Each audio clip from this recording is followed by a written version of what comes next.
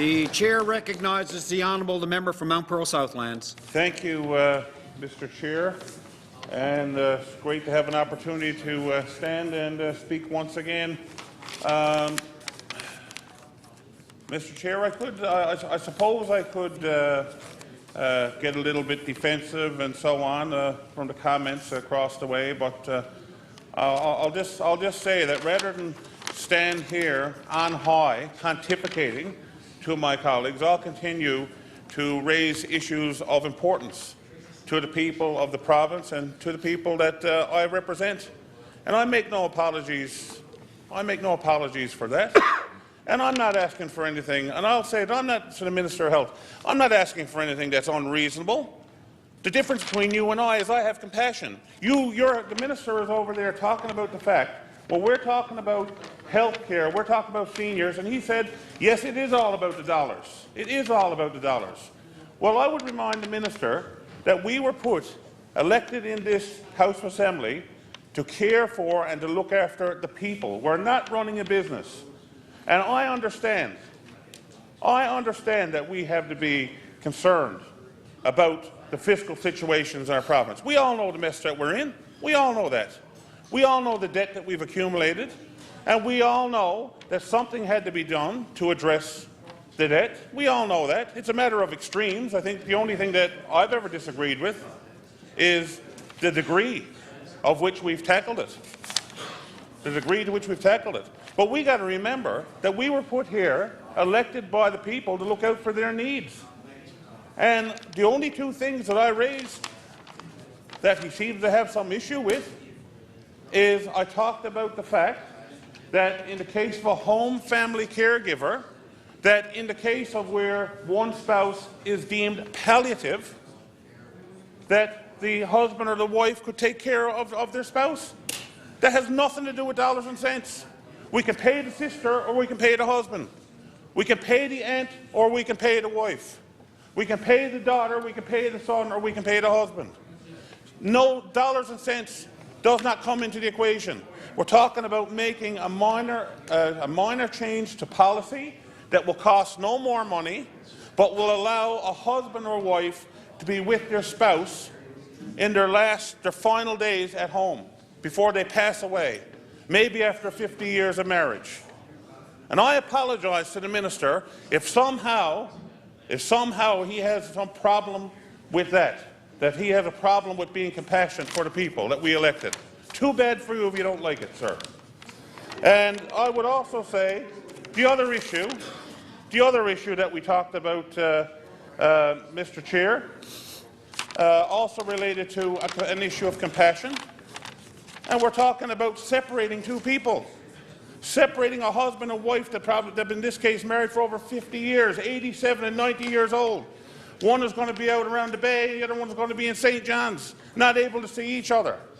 And all I'm suggested was that somehow in this policy, we have to insert a little bit of compassion here. And I would say to the member from Virginia Waters there, if you've got some concerns about this, if you think I'm wrong, if you think that it's okay what's happening with this couple, you stand up and say it's okay. You stand up and say it would be okay if it was your grandparents. I would say it's not okay. There's something wrong with that, and it's something that we need to fix. And there's nothing wrong with exploring other models, as was being explored in the past in terms of this aging in place, where we set up a system in the future, may not help this couple, but in the future have a system whereby we try to put facilities, group them together, where you have your cottages, you have your level 2s, you have your assisted living, and then you have your level 3, so that people can age in place with their family, with their loved ones, with their friends. Now, I don't see anything wrong with that. It's called compassion. That's why we were elected. And obviously, we're lacking an awful lot of compassion. When we look at some of the things that have been done, people I've talked to, seniors I've talked to, we're definitely lacking compassion. I think it's absolutely ridiculous that for the Minister to stand up here and try to browbeat me because I'm bringing forward issues that affect the lives, the day-to-day lives of seniors in our province and what we're doing to them. And that's a bad thing somehow. Somehow I don't know what I'm doing. Intellectually, I'm not at his level because I actually care about people. Well, I'm sorry. I'm sorry if that upsets you, Minister. But I'm here, elected by the people, to do what's best for them. And I will continue to bring these issues forward, and I make no apologies for it. Now, I said I wasn't going to get upset, but I did. So much for that. Yeah, you're right. So much for that. Anyway, I got 4 minutes. I want to just talk about the issue was raised with Muskrat Falls, and I want to talk about that again. We all know, we could talk about this forever and a day. We all know what happened, who voted for what, and so on. I raised my hand. I voted for it, and I have serious concerns. I have serious concerns about the information that I was given and the information that has now come forward. And I have serious enough concerns that I have written the Auditor General on numerous occasions. I've written the Premier, and I've asked for a complete and thorough audit of Nalcor, of some of the very serious allegations that are out there relating to Nalcor, relating to Muskrat Falls, projects that have been awarded, and so on. And I would like a full and thorough review. And so far, I have not received any support from my colleagues in the House of Assembly. Have not received it. Never even got a response from the Premier. 2 letters I sent him now, not even so much as an acknowledgement. Why he would not want to do that is beyond me. And I would say to all of my colleagues and colleagues opposite, who you cannot simply sit back and say, well, I didn't vote for it. Wash my hands of it. I didn't vote for it. You voted for it. It's all your fault. Let her go. And whatever happens, happens. We'll just blame it all on you. Don't work that way. We have very, very serious allegations that have been put out there. Allegations of conflict of interest. The former chair of the board, before leaving, publicly it was out there.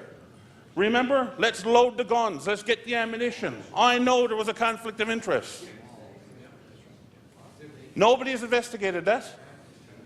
And then you have to ask yourself the question, well, why did that only come out when he was under fire on the way out the door after the budget speech that condemned him? Why did he only mention it then? He would have been chair for a long time before that, between him and the other chair, the former chair. He never said nothing then. He only said it after he felt that he was under attack by the government. So if he knew the conflict existed, if he was so sure the conflict existed, at that time he had to know it existed long before that, but he didn't say nothing. Doesn't that raise a red flag to anybody? Who else could be in conflict of interest? I don't know. Could there be more? Maybe so, maybe not. We have allegedly, a former engineer of Nalcor, who's out there quoted in social media. It's all out there. Uncle Gnarly's blog, Dave Sullivan. I don't know if it's true or not, but by the God, the allegations are very, very serious. He's talking about people actually falsifying numbers and putting it out there to the public. I mean, that's what's there. I encourage every member to read it. If you haven't read it, whether we can prove it or we know it's true or not, read it. Order, please. He's actually saying that numbers were falsified. He quit because they were falsifying numbers. That is serious. This is serious stuff. Why would we all not want to get the Auditor General in to investigate this stuff, to find out what's going on? You can't simply say, well, I wasn't there, I didn't vote for it, so therefore it doesn't matter. You know about it. I just told you. You know about it. We all know about it. These things got to be looked into. I'm blown away why we wouldn't want to investigate these things. Give the Auditor General the resources he needs to go in there and let the chips fall where they may. If everything is done above board and there is no conflict and there was no numbers falsified and all that, as the allegations say, if that didn't happen, if that's all, hearsay is not true, let him prove it. Let the AG go out, do the investigation and say, all that was wrong. Now we've cleared the air, we know there's no issue. But we don't know that. We don't know that. And to have those red flags waving in front of us, and we're not doing nothing about it, it blows my mind. So, and I'm someone who voted for it. I'm someone who voted for the project. And I'm saying that we need to get the Auditor General into Nalcor. Thank you, Order, Mr. please. Chair.